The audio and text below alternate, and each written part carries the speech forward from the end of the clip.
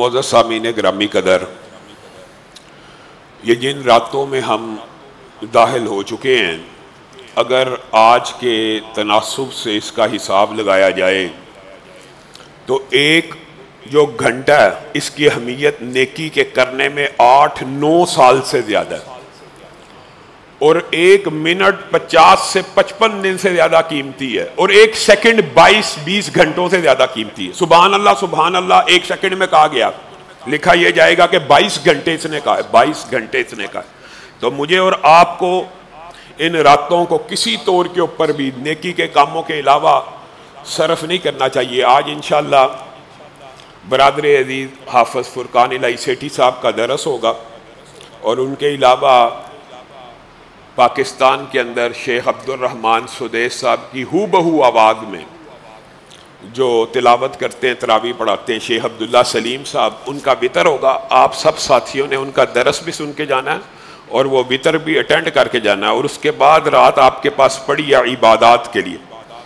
بہت سے مضمون، ان میں سے بہت سے مضامین کا احاطہ کرنا مطلوب اور مقصود ہوتا ہے قرآن پاک وغیرہ کے حوالے سے، لیکن جیسے کہ رمضان کے دروس میں آپ کے سامنے یہ بات رکھی تھی کہ انسان کی آخرت کیسے درست ہو سکتی ہے، ان کا بہترین طریقہ موت کو یاد کرنا، اللہ کے عذابوں کا ذکر، جہنم کو یاد کرنا، اور اسی طرح آخرت کو بہتر بنانے کا ایک ذریعہ اور ایک طریقہ جنت کی رغبت بھی ہے۔ آج ہمارے معاشرے میں لا دین ملحد لوگ یہ باتیں بناتے ہیں، جی جنت کا اتنا تذکرہ مولوی کرتے ہیں۔ مولوی نہیں کرتے، یہ قرآن پاک اٹھائیے، اس کے اندر ایک بہت بڑا حصہ جہنم کے بارے میں ہے اور ایک بہت بڑا حصہ جنت کے بارے میں ہے۔ گویا جہنم کے عذاب بھی انسانوں کو خوف خدا میں مبتلا کرتے ہیں، اور جنت کی نعمتیں اور آسائشیں اور آسانیاں انسان کو راغب کرتی ہیں ان انعامات کے حصول کے لیے۔ جب بندہ مومن کا اور جنتی کی موت کا وقت آتا ہے تو فرشتے قطار اندر قطار بیٹھ جاتے ہیں، قطار اندر قطار اس کی روح کے استقبال کے لیے پہلے سے تیاری کرتے ہیں، اور اس کو یہ خوشخبریاں اور نویدیں سنا دی جاتی ہیں، یا ایتھا النفس المطمئنہ ارجعی الی ربک راضیۃ مرضیہ فادخلی فی عبادی وادخلی جنتی۔ ابھی روح قبض کرنے سے پہلے جب پردوں کو اٹھایا جاتا ہے، یہ وہ لمحہ ہے جس وقت برے آدمی کا آپ کو بتلایا اس کی روح جسم سے نکلنے کے لیے تیار نہیں ہوتی، اور نیک بندے کے سامنے جب یہ پردہ اٹھایا جاتا ہے، وہ اپنے استقبال میں تحد نگاہ فرشتوں کو خوبصورت چہروں کے ساتھ، خوبصورت لباس کے ساتھ، خوبصورت کپڑوں کے ساتھ، خوشبوؤں کے ساتھ دیکھتا ہے تو اس کی روح بے چین ہو جاتی ہے جسم سے نکلنے کے لیے، حتیٰ کہ وہ اتنی تیزی کرنے کی کوشش کرتی ہے۔ یہ چند لمحات ہوتے ہیں، چند لمحات کہ اس کا دنیا کے اندر بھی رابطہ ہے اور ان کو بھی دیکھ رہا ہے، اور 90% لوگ ایسے ہوتے ہیں جو شکر کرتے ہیں کہ زندگی کا صلہ مل گیا ہے، نویدیں آ گئی، خوشخبریاں آ گئی، بغیر دنیا کو مخاطب ہو کے فرشتوں کے سپرد اپنی روح کو کر دیتے ہیں۔ لیکن اللہ کے کچھ بندے ایسے ہوتے ہیں جو اس وقت بھی کلام کر لیتے ہیں دنیا میں، اور بہت سے محدثین سے بھی یہ بات ثابت ہے۔ اور ابھی پچھلے دنوں مولانا عبدالرحمن مکی صاحب کا انتقال ہوا تو ان کا یہ جملہ ان کے ڈاکٹر نے بتایا کہ آخری لمحات میں کہتے ہیں کہ لینے والے آ گئے ہیں، اور یہ جملہ ان کے منہ سے نکلا اسی دنیا کے اندر، لینے والے آ گئے ہیں، لا الہ الا اللہ، اور روح کو پرواز کر۔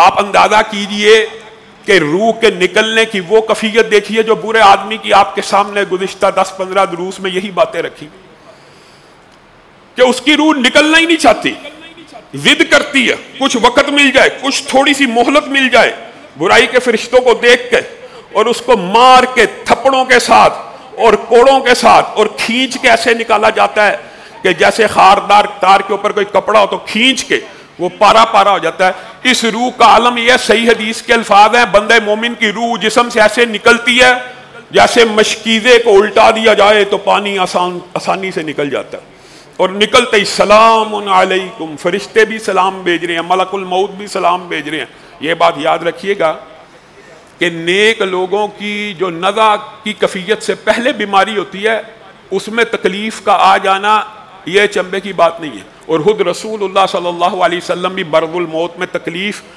محسوس کرتے رہے ہیں، اور امی عائشہ کو کہتے رہے ہیں کہ سکرات الموت اور موت کے مرض میں بڑی تکلیف ہے، مشقت ہے، لیکن یہ مشقت جیسے پردہ اٹھتا ہے اسی وقت ختم ہو جاتی ہے. دونوں کو آپس میں مکس نہیں کرنا چاہیے کہ یہ نیک تھا تو اس کے اوپر مرض الموت میں. وہ تکلیفیں تو انسان کے درجات کو بلند کرنے کے لیے اور بندہ مومن کے گناہوں کو معاف کرنے کے لیے ہوتی ہیں.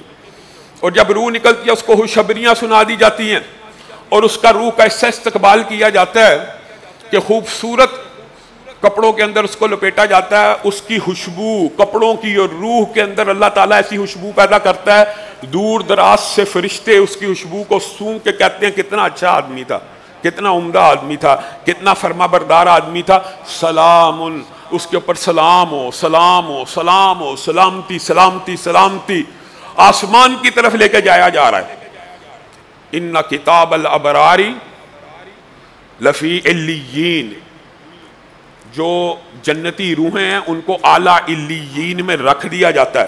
جیسے کتاب الفجار سجین میں ہوتی ہے تو کتاب الابرار علیین میں ہوتی ہے.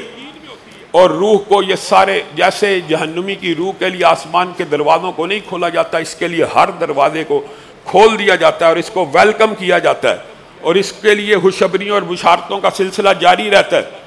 اور حدیث کے الفاظ ہے جس وقت اس کی میت کو نہلا دھلا کے لے کے جایا جا رہا ہوتا ہے تو نیک آدمی کہہ رہا ہوتا ہے تیزی کرو، تیزی کرو، ذرا مجھے میرے ٹھکانے تک پہنچا دو. گویا دنیا سے عدم توجہ کا ایسا منظر ہوتا ہے. وہ جو بدبخت کہہ رہا ہوتا ہے مجھے کہاں لے کے جا رہے ہو، یہ کہتا ہے ذرا مجھے تیزی سے اس ٹھکانے کی طرف لے کے چلو جو میرے رب نے میرے لیے تیار کیا ہے. قبر میں اتارا جاتا ہے یہ استقبال کا منظر. یہ ساری باتیں یہ طویل احادیث ہے، مختصر کرنا تاکہ زیادہ سے زیادہ بات ڈیلیور ہو سکے.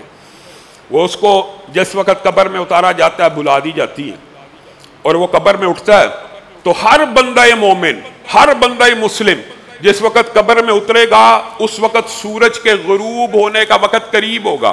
وہ وقت جو عصر کو ختم کر رہا ہے اور مغرب سے کچھ عرصہ پہلے کا. قبر میں اٹھا، سورج غروب ہوتا دیکھ رہا، پہلا خیال جو بندہ مومن کو قبر میں بھی آئے گا کس کو؟ جو اس دنیا میں نمازیں پڑھتا ہوگا. وہ یہ ہوگا کہ میں نے عصر کی نماز پڑھی ہے کہ نہیں پڑھی. پہلا خیال بندہ مومن کو قبر میں یہ آئے گا. اور جس بندے کو قبر میں یہ خیال آ گیا اس کی ساری منزلیں آسان ہو گئیں. وہ اٹھے گا، منکر نکیر بھی آ گئے ہیں سوال کرنے زمین کی طرف سے، تیرا رب کون ہے، تیرا دین کیا ہے، تو اس شخص کے بارے میں حضرت محمد رسول اللہ صلی اللہ علیہ وسلم کے بارے میں کیا کہتا ہے. یہ سوالات ابھی شروع نہیں ہوئے. وہ بندہ کہے گا رکو، میں نے عصر کی نماز پتہ نہیں پڑھی ہے کہ نہیں، مجھے اس کی تیاری کرنے دو. وہ کہیں گے بھائی آزمائشوں کا موسم ختم ہو چکا، اعمال کا سیزن بیت چکا. اب یہاں پہ جو بندہ نماز عصر کے لیے کھڑا ہو گیا کیا وہ جواب غلط دے گا؟ جب اس سے رسول اللہ کا پوچھا جائے گا کہے گا یہ میرے نبی ہے، یہ میرے رسول ہیں. کہا تجھے کیسے پتا؟ کہا یہ تو میں قرآن میں پڑھا کرتا تھا، یہ تو میں قرآن پڑھا کرتا تھا. گویا قرآن کے ساتھ تمسک اختیار کرنا قبر میں بھی فائدہ دے گا.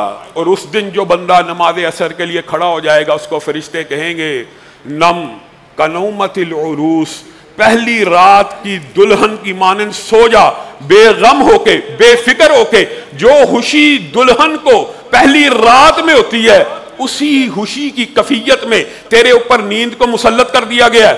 اور ہر روز صبح اور شام اس کو جنت میں اس کا ٹھکانہ دکھایا جائے گا کہ یہ وہ جنت ہے جو تیرے لیے تیار کی گئی ہے اور ان قریب تو اس میں داخل ہونے والا. حضرت حذیفہ کا جب آخری وقت آیا تو آپ نے کہا تھا بسم اللہ، میرے لیے مہنگا کفن نہ لینا. کہا کیوں؟ کہا میرا مال ہے، وہ کسی مستحق کے اوپر استعمال کرو، مہنگے کفن میں مجھے دفن نہ کرنا. اگر میرے اعمال اچھے ہوں گے تو جنت سے نیا لباس آ جائے گا، اگر میرے اعمال اچھے ہوں گے تو جنت کا بچھونا آ جائے گا. ہم قبروں میں چادریں ڈالتے ہیں، نیچے صفیں ڈالتے ہیں، اکرام میت ہے، پھول ڈالتے ہیں.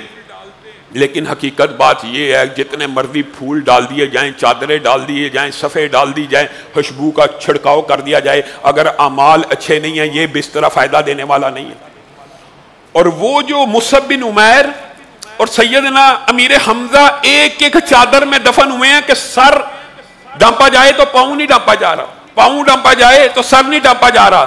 ان کے لیے جنت سے بسترے آئے ہیں، ان کے لیے جنت سے بچھونے آئے ہیں. تو حقیقت میں جب انسان اس دنیا سے چلا جاتا تو مادیت کے ساتھ اس کا کوئی تصور نہیں رہتا. یہ ہمارے ہاں کی معاشرتی رسمیں ہیں کہ اس کے اوپر پھول ڈالو، اس کے اوپر چادر ڈالو، اس کے اوپر یہ ڈالو. اصل خوشخبری وہ ہے جو قبر کے اندر بندہ مومن کو سنا دی جاتی ہے. اور صحیح حدیث کے الفاظ ہیں، یہ قبر کا جو لمحہ جیسے بد بندے کے اوپر ایک دن گزارنا ایسے ہوگا جیسے 1000 سال گزارنا ہے، ویسے یہ 1000 سال بعد بھی قیامت آئی. حشر کا میدان 10,000 سال بعد بھی قائم ہوا، 10,000 سال بعد بھی، 20,000 سال بعد بھی. تو یہ بندہ مومن کو قبر میں لگے گا ایک لمحے میں حشر آ گیا، ایک لمحے میں. ادھر سویا ہے، ادھر اس کو خواب کسی کفیت میں برزخ میں ہر روز جنت کا دیدار ہو رہا ہے. یہ خوشگوار سا خواب ایک لمحے میں ختم ہو گیا، ایک لمحے میں. اور وہ قبر سے باہر نکلا، نکلتے ہی ایک نہایت عمدہ اور خوبرو اور خوبصورت سواری اس کے استقبال میں کھڑی ہے. تو کون ہے؟ جیسے جہنمی کو کہا گیا اس سواری کو دیکھ کر، ویسے ہی جنتی اس سے مخاطب ہو کے کہے گا تو کون ہے؟ کہے گا میں تیرے نیک اعمال ہوں، وہ رات کو پڑھا گیا قرآن ہوں، وہ رات کو کی گئی تلاوت ہوں، وہ دن کے رکھے گئے روزے ہوں، وہ بیواؤں یتیموں کا صدقہ خیرات ہوں. وہ سارے تیرے نیک اعمال آج ایک سواری بن کے تیرے سامنے کھڑے ہیں. آ مجھ پہ سوار ہو جا. جیسے برے اعمال بدترین شخص کے اوپر سوار ہو کے جائیں گے اور وہ گھسٹتا سسکتا پتہ نہیں کتنے 1000 برس میں میدان محشر میں پہنچے گا. اور قرآن پاک میں جب متقیوں کی حشر کا ذکر آیا تو الی الرحمن وفدا، اور مفسرین نے اس کی ٹرانسلیشن تفسیر یہ کی وفد وہ ہوتا ہے جو سوار ہو کے آئے. تو متقی سوار ہو کے آئیں گے اپنے نیک اعمال کے اوپر اور چند سیکنڈ میں میدان حشر میں پہنچ جائیں گے. ہاں پھر حشر کے میدان کی وہی کفیات ہے جو پچھلے دروس میں آپ کے سامنے رکھی کہ بڑے بڑے نیک لوگ بھی اس دن آپا دھاپی اور نفسا نفسی کی کفیت کا شکار ہوں گے، اور برے لوگ چیخ اٹھیں گے، پکار اٹھیں گے، اور نبیوں کے پاس بھی جائیں گے. اور ان کی کیا خواہش ہوگی جو آپ کے سامنے رکھی؟ چاہے ہمیں جہنم میں ہی ڈال دیا جائے، حساب کتاب تو شروع کیا جائے، شروع تو کیا جائے، نتیجہ تو نکالا جائے. یہ کیسا دن ہے؟ سوا نیزے پہ سورج آ گیا، لوگ اپنے پسینوں میں غرق ہیں، نفسا نفسی کا عالم ہے، باپ بیٹا بیٹا باپ ایک دوسرے سے منہ چرا رہے ہیں. مجھ سے کوئی نیکی نہ مانگ لے، مجھ سے کوئی حق نہ مانگ لے. حق تو بہن بھائیوں باپ بیٹے میاں بیوی کے ہی زیادہ ہے نا، باقی لوگوں کے بھی، کسٹمرز کے بھی، ہمسایوں کے بھی حقوق ہیں. لیکن ایک دوسرے سے یوم یفر المرء من اخیہ و امہ و ابیہ، ماں سے نظر چرا رہا ہوگا، ماں بیٹے سے نظر چرا رہی ہے. اس سے زیادہ قریبی رشتہ کون سا ہے کہ کہیں میرا بیٹا کوئی حق نہ مانگ لے اور بیٹا کہیں ماں میرے سے کچھ چیز، نیکیوں میں سے کوئی چیز نہ چرا لے. ایسا نفسا نفسی کا عالم ہے.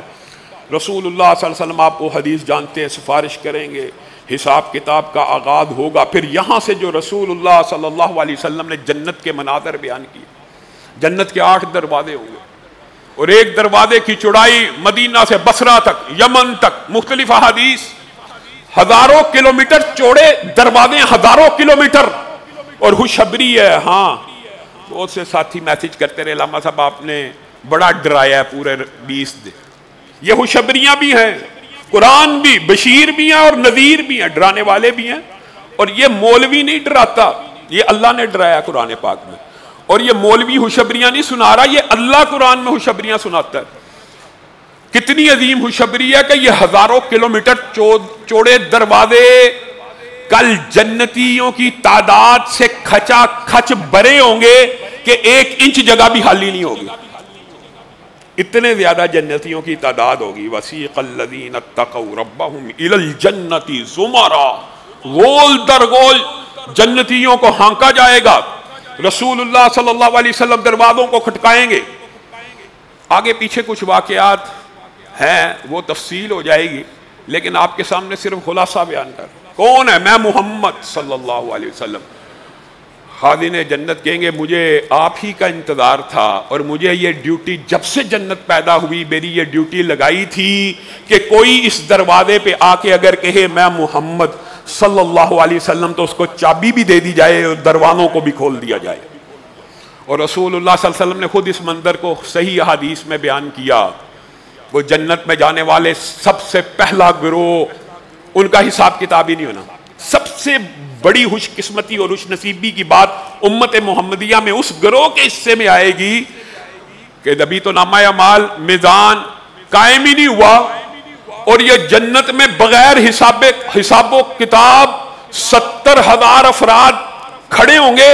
اور رسول اللہ نے کہا ہر 1000 کے ساتھ 70,000، یعنی 4 ارب 90 کروڑ امت محمدیہ کے ایسے لوگ ہوں گے جو بغیر حساب کتاب کے اس دن رسول اللہ کے ہمراہ جنت میں داخل ہو جائیں گے. اللہ تعالی ہمیں ان میں سے کرے، اللہ تعالی ہمیں ان میں سے کرے، اللہ تعالی ہم سب کو ان میں سے کرے. اور عکاشہ نے جب یہ حدیث سنی تو کھڑے ہو گئے، اللہ کے رسول میرے لیے دعا کیجئے کہ میں انہی میں سے ہوں. رسول اللہ مسکرانا شروع ہو گئے.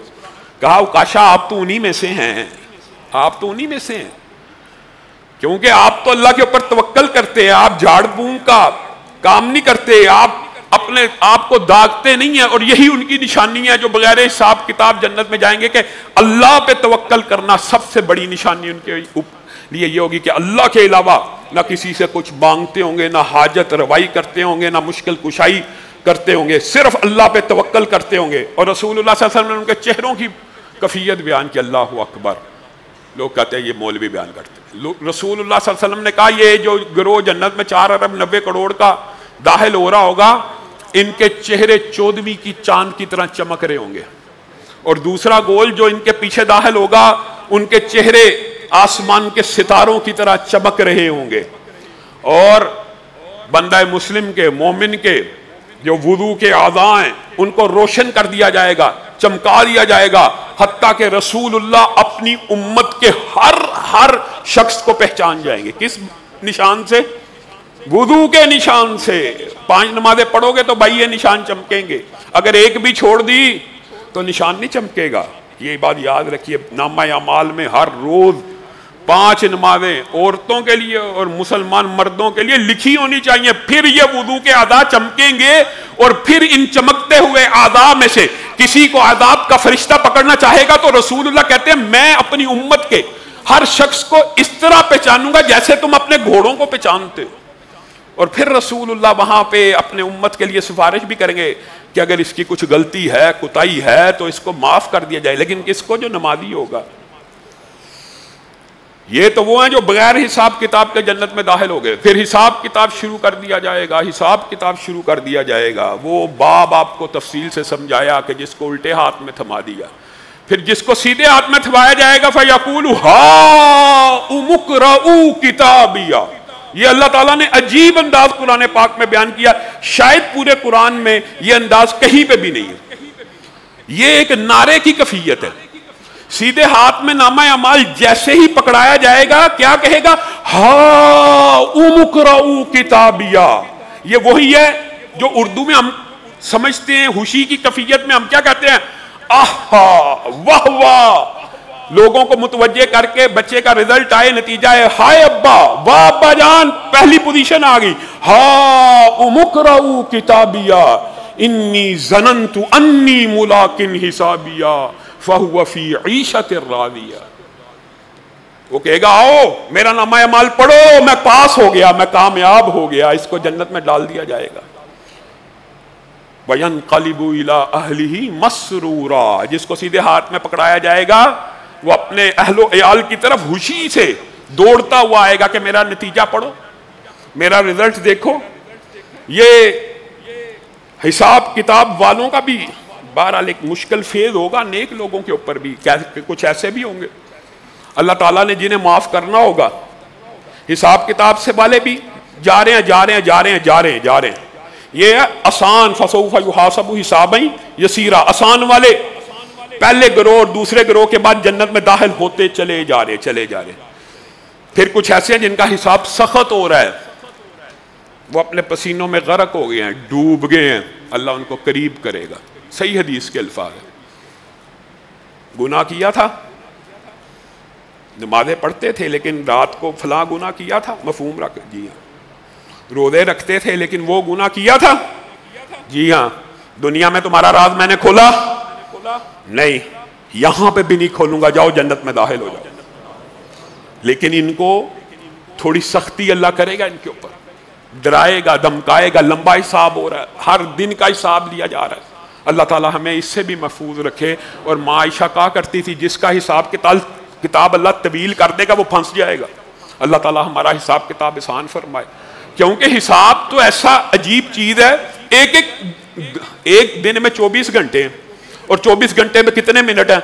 अगर अल्लाह ताला हर मिनट का हिसाब लेना शुरू कर दे, फलां तरीक को 1 मिनट पे ये गुनाह किया, फलां तरीक को 2 मिनट के ऊपर ये गाली निकाली, और अरब इंसान सामने है और बंदे का हर गुनाह हिसाब में आ रहा है, बुराई के पर, अल्लाह ताला इस तवील हिसाब से भी बचाए। आसान हिसाब किया जाएगा। ये आसान हिसाब वाले भी चले गए, तवील हिसाब वालों को भी अल्लाह ताला इनमें से अक्सर को मुआफ कर देगा, और बाद पकड़े जाएंगे वो आपने जहन्नुम के बाब में उनका जिक्र सुन लिया। फिर जब ये सारे चले जाएंगे और जहन्नमियों का भी फैसला हो जाएगा, वही बात जो जहन्नुम के बाब में रखी, मौत को मुजस्सम हालत में मेंढे की शक्ल में सामने लाया जाएगा। पहचानते हो जन्नतियों से? अल्लाह पूछेगा जी हाँ, जहन्नमियों से जी हाँ। उसकी गर्दन के ऊपर छुरी को चला दिया जाएगा। सब कहेंगे हमने इसका जायका चखा, ये तो मौत है। छुरी चल गई। सही हदीस के अल्फाज हैं, अगर मौत बाकी होती तो जन्नती खुशी से मर जाते, खुशी से कि मौत खत्म, अब हमेशा के लिए जन्नत है। सलामुन अलैकुम तिब्तुम फदखुलूहा खालिदीन, हमेशा के लिए। फरिश्ते भी यही कह रहे होंगे, लेकिन मौत को उनके सामने हकीकत का इदराक दिलवाने के लिए ज़बह कर दिया जाएगा, ताकि उनको एहसास हो कि अब हमेशा के लिए। इसके बाद क्या जन्नत में लोग जाएंगे? जी हाँ, रसूलुल्लाह सल्लल्लाहु अलैहि वसल्लम ने फरमाया, ये जो जन्नती जन्नत में चले जाएंगे, इनमें से हुफ़ाज़ खड़े होंगे, शुहदा खड़े होंगे, औलिया खड़े होंगे, सिद्दीक खड़े होंगे। हर बंदे को उसके मकाम व मर्तबे के हिसाब से सिफारिश की अल्लाह इजाजत देगा। जन्नत में जो 3 हसरतें हैं, उनमें से एक हसरत ये है, बाकी भी रखेंगे आपके सामने, कि जब जन्नती जन्नत में चला जाएगा, कोई हाफिज़ कुरान, आलिम दीन, सिद्दीक, नबी जन्नती हो गया। अब तो एक हसरत होगी, मेरा फलां दोस्त नजर नहीं आ रहा, मेरा बेटा नजर नहीं आ रहा, मेरा भाई नजर नहीं आ रहा, ये हसरत होगी। और उस वक्त वो जन्नती खड़ा हो जाएगा अल्लाह के सामने सिफारिश करने के लिए, अल्लाह वो दुनिया में मेरे साथ होता था, आपने उसको जहन्नुम में भी डाल दिया, उसने ये हशर का तवील अजाब भी भुगत लिया, हशर के दिन का 50,000, अल्लाह उसको जहन्नुम से निकाल दीजिए। सिफारिश करता है अपने भाई की, जी हाँ जा, तेरी वजह से उसको जन्नत में डाल दिया। सिद्दीक सिफारिश करेंगे, हुफ़ाज़ सिफारिश करेंगे, शुहदा सिफारिश करेंगे। इनकी सिफारिशों का वक़्त खत्म हो जाएगा, जितना जितना कोटा इनके नाम पे निकला होगा अता कर दिया जाएगा। और कुछ की सिफारिश करेंगे, अल्लाह कहेगा इनको नहीं मैं निकाल सकता, इन्होंने मेरी जात के साथ शिरक किया था। फलां को नहीं मैं निकाल सकता, उसने किसी बंदा मोमिन का कत्ल किया था। फलां को नहीं मैं निकालूंगा, वो उसने जिना किया था, वगैरह वगैरह। मुख्तलिफ कुरान की आयात और अहादीस है। ये उम्मतियों की सिफारिश होगी। फिर उसके बाद नबी, हर उम्मत का नबी सिफारिश करेगा, अल्लाह मेरी उम्मत में से फलां शख्स को आज़ाद कर दिया जाए, फलां फलां फलां। अल्लाह ताला आज़ाद करते जाएंगे, करते जाएंगे। ईसा, मूसा, इब्राहीम सिफारिश कर लेंगे, तो एक रसूलुल्लाह सल्लल्लाहु अलैहि वसल्लम बाकी रह जाएंगे। वो अल्लाह के सामने सजदे में गिर पड़ेंगे और सिफारिश इस अंदाज में अपनी उम्मत की करेंगे कि ये हदीस पढ़ के अल्लाह की कसम रसूलुल्लाह से मोहब्बत बढ़ जाती है। वो अल्फाज अदा करेंगे उम्मत के लिए, एक बहुत बड़ा गिरोह उम्मत का जहन्नुम में से निकाल के जन्नत में डाल दिया जाएगा। रसूलुल्लाह एक गिरोह अल्लाह का आजाद करता जब जन्नत में आ जाएगा, तो रसूलुल्लाह को चाहिए कि बस कर देते, रसूलुल्लाह बस नहीं करेंगे, दोबारा सजदे में पड़ जाएंगे। फिर कहेंगे अल्लाह मेरी उम्मत के उन अशखास को भी रहा कर दे जिन्होंने ये गुनाह नहीं किए, मफहूम ये जो ऐसे ऐसे हैं उनको भी तो कर दे, उनको अब तो लंबा अरसा हो गया। दूसरे सजदे में अल्लाह एक और गिरोह को आजाद करेगा। फिर तीसरा सजदा करेंगे और हुश हो जाएंगे रसूलुल्लाह सल्लल्लाहु अलैहि वसल्लम के साथ। अल्लाह वो वादा पूरा करेगा, ए मोहम्मद सल्लल्लाहु अलैहि वसल्लम, रसूलुल्लाह को ये जिब्रील अमीन के जरिए इस दुनिया में पैगाम भेजा था, ए मोहम्मद सल्लल्लाहु अलैहि वसल्लम मत रोइए, अल्लाह आपको आपकी उम्मत के बारे में हुश कर देगा। रसूलुल्लाह जब तीसरा सजदा करेंगे तो इतनी बड़ी तादाद में उम्मत मुहम्मदिया के लोग जहन्नुम से आजाद होंगे कि रसूलुल्लाह के मुंह से एक जुमला निकल जाएगा, ए अल्लाह अब तो लगता है जहन्नुम में कोई ایسا شخص نہیں رہا جس کو تو نکال کے جنت میں ڈال دے. میری ان سفارشوں کی وجہ سے لگتا ہے سارے جہنمی آزاد ہو گئے. اللہ اکبر. یہ وہ 99 حصے ہیں جو اللہ تعالیٰ نے اس دن کے لیے اپنے پاس رکھے ہیں. اللہ تعالیٰ اس وقت اعلان فرمائیں گے اولیاء سفارش کر چکے, حفاظ سفارش کر چکے, صدیق سفارش کر چکے, نبی سفارش کر چکے, جلیل القدر رسول سفارش کر چکے, حتیٰ کہ حضرت محمد الرسول اللہ صلی اللہ علیہ وآلہ وسلم سفارش کر چکے. لیکن ابھی وہ باقی ہے جو ارحم الراحمین ہے, ابھی وہ باقی ہے جو رب ہے, ابھی وہ باقی ہے جو رحمان ہے. اور اللہ تعالیٰ فرشتوں کو حکم دے گا جاؤ جہنم میں سے ہر اس شخص کو نکال لاؤ جس کے دل میں رائی برابر بھی ایمان ہو, یا جس دل نے کبھی زندگی میں نیکی کا خیال بھی کیا ہو. شرط اس کے لیے بھی یہی ہوگی, وہ مشرک نہیں ہوگا. یہ بات یاد رکھیے, مشرک کو اللہ تعالیٰ جہنم سے آزاد نہیں کرے گا. اور ہاں یہ بہرحال کم ترین لوگ ہوں گے, بدترین لوگ ہوں گے, لیکن اللہ کی رحمت سے ان کو بھی آزاد کر دیا جائے گا. اور یہ پہلی نہر ہے جس کا ذکر آتا ہے, اور نہروں کے جو اذکار ہیں وہ آپ کے سامنے ذکر ہیں, وہ آپ کے سامنے رکھیں گے. نہر حیات, اللہ تعالیٰ ان جلے کوئلے کی مانند سڑے ہوئے لوگوں کو اس نہر حیات میں گوتا دے گا, اور ان کے جسم اور گوشت اس طرح کھلکھلا اٹھیں گے, اس طرح ان کے اوپر آ جائے گی گوشت, اور اس طرح پوشت اور اس طرح جلد آئے گی جس طرح آپ پومپلوں کو کھلتے ہوئے دیکھتے ہیں, جس طرح آپ انگوروں کے بروں کے اوپر خوشوں کو دیکھتے ہیں کہ کیسے ان کے اوپر انگور آتے ہیں. نہر حیات میں سے نکال کر اللہ رب العزت ان کو جنت میں ڈالیں گے. اور پھر ان کے بعد بھی ایک شخص ایسا ہوگا جو جہنم میں رہ گیا ہوگا. سوچیں وہ کیسا ظالم ہوگا کہ اللہ تعالیٰ نے تو اس دفعہ ہر رائی برابر کو بھی نکال لیا تھا, نیکی کے خیال والے کو بھی نکال لیا تھا, تو یہ کون تھا؟ آخر اس کے بھی نکلنے کی باری آ جائے گی. وہ آخری جہنمی جب جہنم سے نکل آئے گا, اور اس کے بعد جہنم میں کوئی باقی رہنے والا جو جنت میں جانے کے لیے نہیں ہوگا. اللہ تعالیٰ ہمیں جہنم کی ہلکے سے ہلکے عذاب سے بھی بچائے اور بغیر حساب کتاب جنت میں داخل کرے. یہ جو رحمت کی جب احادیث بیان کی جاتی ہیں تو لوگ مطمئن ہو کے کہتے ہیں ٹھیک ہے یار بالآخر تو چلے ہی جانا ہے. بالآخر رسول اللہ صلی اللہ علیہ وسلم کی صحیح حدیث ہے, جو اس دنیا میں سب سے زیادہ تکلیف, آزمائش اور مشکل کاٹ کے آیا ہوگا, اس دنیا میں سب سے زیادہ جس کے اوپر تکلیفیں آئی ہوں گی, 1 سیکنڈ کے 1000ویں حصے میں جنت سے ایسے گزارا وہ دنیا کی ہر تکلیف کو بھول جائے گا. اتنی عظیم نعمت ہے. لیکن جو دنیا میں سب سے زیادہ خوشحال رہا, اگر جہنم میں 1 سیکنڈ کے لیے بھی رہا تو کہے گا اللہ تو نے مجھے دنیا میں کبھی آرام دیا ہی نہیں, دنیا کے سارے آرام بھول جائے گا.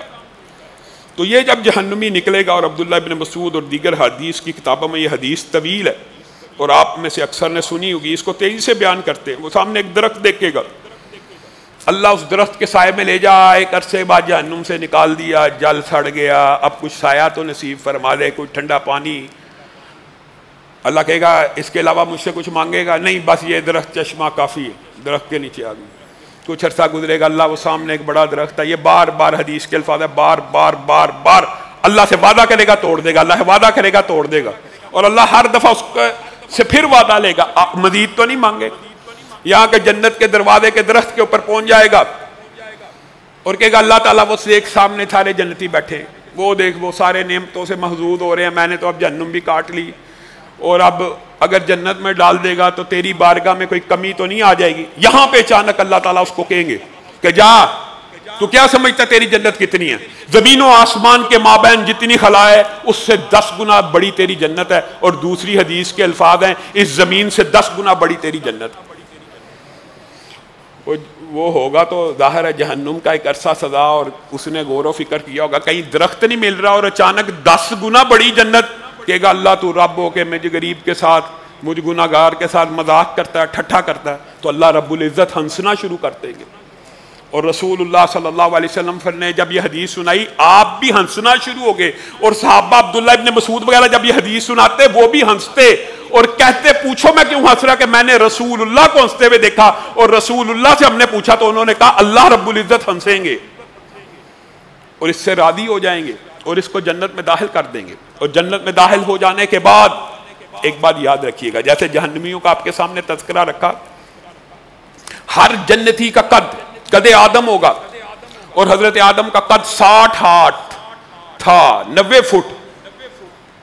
منکرین حدیث کو پھر اعتراض ہوتا ہے اور عقل کے اوپر پردہ ہے۔ حضرت آدم کی عمر قرآن پاک میں کتنی ہے؟ حضرت نوح کی عمر قرآن پاک میں کتنی آئی ہے؟ 1000 برس۔ جس حدیث کا انکار کریں گے اس جیسی ملتی جلتی ملے گی، ہے جی 300 سال کا جی یہ حدیث میں ذکر ہے، 300 سال کا تو قرآن میں بھی سابقہ کا ذکر ہے، 1000 سال کا جی ذکر آتا ہے، 1000 سال کا تو قرآن میں بھی ذکر آتا ہے نوح کی عمر کا۔ تو اسی طرح اگر 1000 سال کے ساتھ 60 سال کا تناسب آج نکال لیں، جو کمی ہوئی ہے تنزلی ہوئی ہے، تو 90 فٹ کا 6 فٹ کا تناسب نکال کے دیکھ لیں، دونوں میں کیا آپ کو مغالطہ لگتا ہے؟ اگر جہنمیوں کا قد اتنا بڑا ہو جائے گا تو اللہ تعالیٰ جنتیوں کے قد کو بھی صحیح حدیث میں 90 فٹ کا کرے گا، اور جنتیوں کی ہر جنتی مرد عورت کی عمر 30 سے 33 برس کے درمیان ہوگی، اور جنت کے اندر اس 30 سے 33 برس کی عمر میں داڑھی مونچھ جنتیوں کی نہیں آئے گی، اور اس 30-33 برس کی عمر میں موت کو پہلے ذبح کر دیا گیا، اور ان کو بتا دیا جائے گا تمہارے اوپر بڑھاپا نہیں، ہمیشہ کے لیے جوانی ہے۔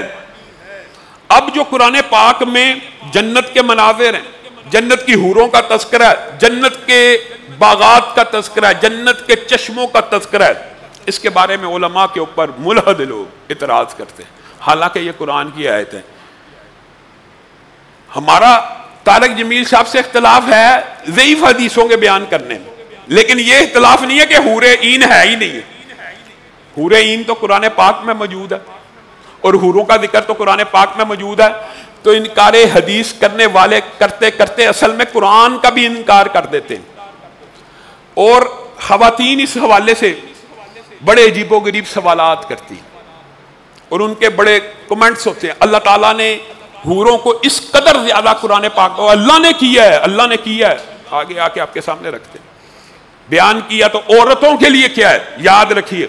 پہلی بات قد آدم ہے، حسن یوسف ہے، اخلاق محمدی صلی اللہ علیہ وسلم ہے، خود رسول اللہ صلی اللہ علیہ وسلم کی صحیح حدیث ہے کہ جنتی مرد اپنے سونے کے کنگن کے ہمراہ اگر اس آسمان دنیا پہ طلوع ہو جائے، دیکھیے کتنا فاصلہ ہے، اگر اس آسمان دنیا جو یہ ٹریلینز آف گلیکسیز کے پیچھے ہے وہاں سے طلوع ہو جائے تو سورج کی روشنی ختم ہو جائے، مرد کو بھی اتنا خوبصورت بنا دیا جائے گا، جنت کے مرد کو بھی، کس کے لیے؟ جنت کی عورتوں کے لیے۔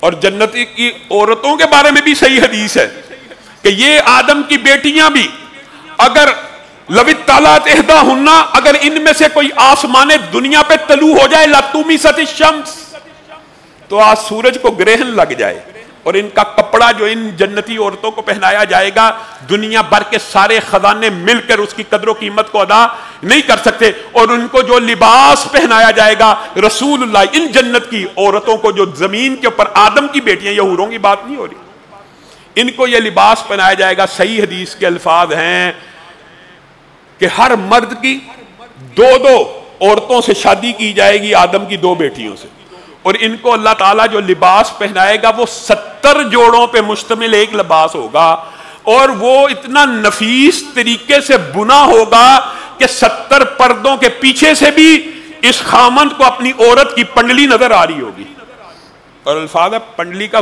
گودا بھی نظر آ رہا ہوگا۔ ام سلمہ نے عورتوں کا یہ اشکال تب بھی کلیئر کر دیا۔ اللہ تعالیٰ نے قرآن پاک میں اے اللہ کے رسول مفہوم ہے اتنی حوروں کا ذکر کیا، اتنا ذکر کیا، اتنا ذکر کیا، اتنا ذکر کیا، تو یہ جو آدم کی بیٹیاں یہ افضل ہوں گی کہ حوریں افضل ہوں گی؟ یہ آج کنسپٹ کلیئر کر کے جائیے۔ ام سلمہ نے یہ سوال رسول اللہ کی زندگی میں رسول اللہ سے پوچھ لیا تھا، تو رسول اللہ صلی اللہ علیہ وسلم نے کہا بلکہ آدم کی بیٹیاں تو ان سے بہت افضل ہوں گی، اور ان سے بہت اعلیٰ ہوں گی، ان کی ملکہ ہوں گی، ان کی شہزادیاں ہوں گی۔ تو ام سلمہ حیران رہ گئی کہ قرآن پاک میں تو حوروں کا ذکر ہے، تو آدم کی بیٹیاں اتنی اعلیٰ اور افضل ہوں گی، وہ کیا وجہ ہے؟ اے اللہ کے رسول یہ کس وجہ سے؟ تو رسول اللہ نے ایک جواب دیا، میری بہنیں بیٹیاں نوٹ کریں۔ رسول اللہ صلی اللہ علیہ وسلم نے کہا اس لیے کہ انہوں نے عبادتوں میں اپنے جسموں کو کھپایا ہوا ہے، اس لیے کہ انہوں نے شوہروں کی خدمت میں اپنے جسموں کو لگایا ہوا ہے۔ وہ جنت کی حوروں نے عبادتوں میں دنیا کی تکلیفوں کو نہیں سہا، اس لیے یہ عورتیں وہاں بھی ملکہ ہوں گی، اور وہاں بھی ان کے لیے یہ اعزاز اور پروٹوکول ہوگا۔ جنت کے اندر ایک بازار ہوگا، مرد اس سے آئیں گے خوبصورتی ڈبل، گھر واپس آئیں گے عورتوں کی بھی خوبصورتی ڈبل۔ فیہن خیرات حسان، جنت میں پکیزہ عورتیں ہوں گی۔ فیہن قاصرات الطرف لم یطمثہن انس قبلہم ولا جان، ایسی حوریں ہوں گی جن کو نہ انسانوں نے کبھی چھوا ہوگا، نہ کبھی جنات نے چھوا ہوگا۔ یہ ساری باتیں حور مقصورات فی الخیام ہے، یہ گامدی کہہ رہا ہے۔ گامدی آپ کو پتا ہے اس نے حور کا انکار کر دیا، اور اللہ کہہ رہا حور مقصورات فی الخیام، حوریں ہوں گی خیموں کے اندر، اور صحیح حدیث کے الفاظ ہیں خیمہ 60 میل کا ہوگا، جس کے اندر ہر کونے میں جنتی کی بیوی ہوگی، حور ہوگی، اور باہر کے لوگوں کا پردہ ہوگا، باہر کے لوگ ان کو نہیں دیکھ رہے۔ حقیقت بات تو یہ ہے کہ ابھی جنت کی جو نعمتیں آپ کے سامنے رکھنے والا ہوں، اس کے بارے میں پہلے ایک حدیث سن لیجئے، صحیح حدیث ہے۔ آپ کو یہ جنت کی نعمتیں آپ علماء سے سنتے آئے ہیں، اور اس میں رغبت پیدا ہوتی ہے، یہ حقیقت ہے، یہ ایک انداز ہے رسول اللہ کی تربیت کا۔ لیکن حقیقت یہ ہے کہ جنت کی جتنی نعمتیں آپ سنیں گے نا، وہ سنی تو ہیں، لیکن اصل اس کا یہ ہے ما لا عین رأت، جنت میں نعمتیں حقیقت میں ایسی ہیں جو کسی آنکھ نے دیکھی بھی نہیں۔ رسول اللہ جنت میں گئے ہیں نا، وہ تو دیکھی، فرشتے جنت میں ہی ہیں نا، دیکھی ہوئی ہیں نا، لیکن اصل نعمتیں ایسی ہیں جو اللہ نے پوشیدہ رکھی ہیں۔ فلا تعلم نفس ما اخفی لهم من قرۃ اعین، لوگوں کو کیا پتا اللہ تعالیٰ نے ان کی نظر کو ٹھنڈا کرنے کے لیے، مومن مردوں اور مومن عورتوں کی نظروں کو ٹھنڈا کرنے کے لیے کیسی کیسی نعمتیں رکھی ہیں۔ ما لا عین رأت، جو کسی آنکھ نے دیکھی نہیں، ولا اذن سمعت۔ اب یہ دیکھیے، یہ اس سے اگلا سیگا، دیکھنا تو مشاہدہ کہ جا کے بندہ دیکھے، نہیں دیکھا، چند لوگوں نے دیکھی، فرشتوں نے دیکھی، لیکن سن تو میں اور آپ سارے رہے ہیں۔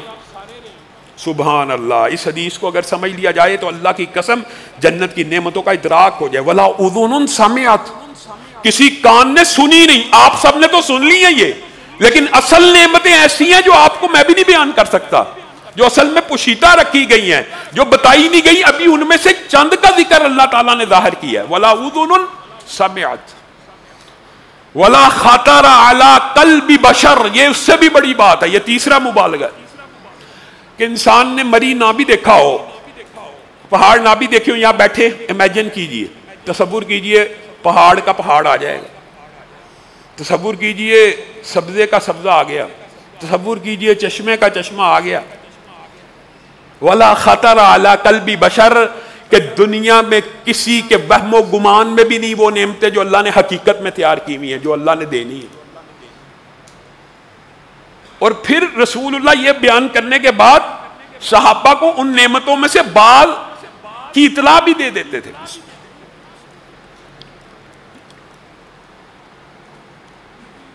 ساتھ رسول اللہ یہ بیان کرتے ہیں اور ساتھ کہتے ہیں، صحابہ پوچھتے ہیں اللہ کے رسول پھر بھی ہمیں بتائیے تو صحیح کہ ہے کیا گھر، تو جن گھروں کا بتا دیا وہ تو ہیں ہی، لیکن اس سے بہتر ہی آگے ملنے ہیں۔ لبنۃ من ذہب و لبنۃ من فضہ، اے میرے صحابہ جو گھر وہاں پہ تیار کیا جاتا ہے اس کی ایک اینٹ سونے کی ہوتی ہے، ایک اینٹ چاندی کی ہوتی ہے، وَمِلَاتُهَا الْمِسْكُ الْأَصْفَرُ، اور اس کا جو سیمٹ ہوتا ہے وہ مشک کافور کا ہوتا ہے، اور اس کی کنکریاں موتیوں اور یاقوت کی ہوتی ہے، اور اس کی مٹی زعفران کی ہوتی ہے۔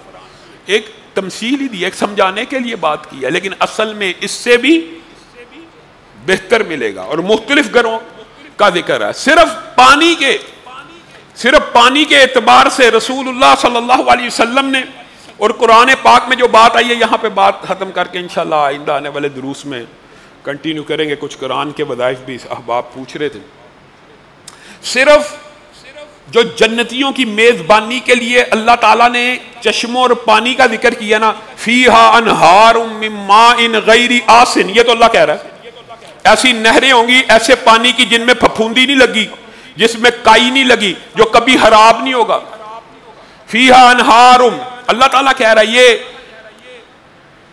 یہ حدیث کے الفاظ نہیں ہیں، یہ قرآن کی آیتیں ہیں کہ انہار ہوں گی اصل مصفہ کی، شفاف شہد کی، وانہار ہوں گی من لبن لم یتغیر طعمہ، ایسا دودھ جو پھوٹتا ہی کبھی نہیں، جس کے اندر باسی پن آ ہی نہیں سکتا، وانہار من خمر لذۃ للشاربین، اور ایسی شراب کی نہریں جو ذائقے دار ہوں گی، اور ان الابرار یشربون من کأس کان مزاجھا کافورا، کافور کے چشمے ہوں گے، عینا فیہا تسمی سلسبیلا، سلسبیل کی نہریں ہوں گی، زنجبیلہ کا ذکر ہے، یسقون من رحیق مختوم ختامہ مسک وفی ذالک فلیتنافس المتنافسون، مہر بند شراب کی بوتلیں ہوں گی، وکأسا دہاقا، اور ابلتے ہوئے اچھلتے ہوئے شراب کے جام ہوں گے، لیکن لا یسمعون فیہا لغوا، وہاں پہ یہ نشے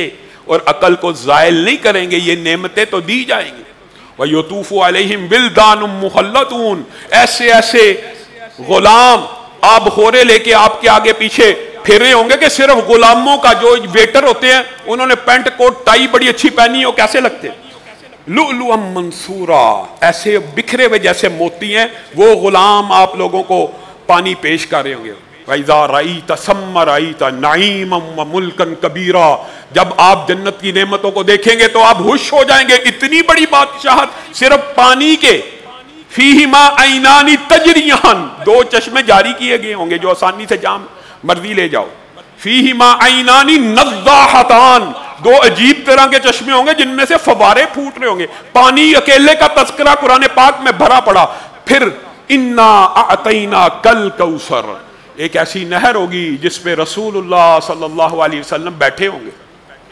اور صحیح حدیث میں آتا ہے نبی کریم نے پہلے کہا ہر نبی کا ایک حوض ہوگا، اور مجھے امید ہے سب سے زیادہ رش میرے حوض پہ ہوگا، اور یہ بات رسول اللہ صلی اللہ علیہ وسلم نے صحابہ کو مطمئن کرنے کے لیے بھی کی تھی کہ پوری جنت میں انشاءاللہ میں محمد صلی اللہ علیہ وسلم کی امت 2/3 ہوگی، 120 صفحے جنتیوں کی ہوں گی تو اس میں سے 80 صفحے امت محمدیہ صلی اللہ علیہ وسلم کی ہوں گی، اس حوض کوثر کے اوپر رسول اللہ صلی اللہ علیہ وسلم بیٹھے ہوں گے، اور اس حوض کوثر کا پانی شہد سے زیادہ میٹھا ہوگا، دودھ سے زیادہ سفید ہوگا، برف سے زیادہ ٹھنڈا ہوگا، اور پانی سے زیادہ شفاف ہوگا، اور صحیح حدیث کے الفاظ ہیں اس کے ارد گرد اتنے آب خورے ہوں گے جتنے آسمان پہ ستارے ہیں، سبحان اللہ، ارب ہا ارب آب خورے پڑے ہوں گے، اور یہ پانی یاقوت اور موتیوں کے اوپر چل رہا ہوگا، اور رسول اللہ صلی اللہ علیہ وسلم یہاں پانی کے لپ بھر بھر کے اپنی امتیوں کو پلائیں گے،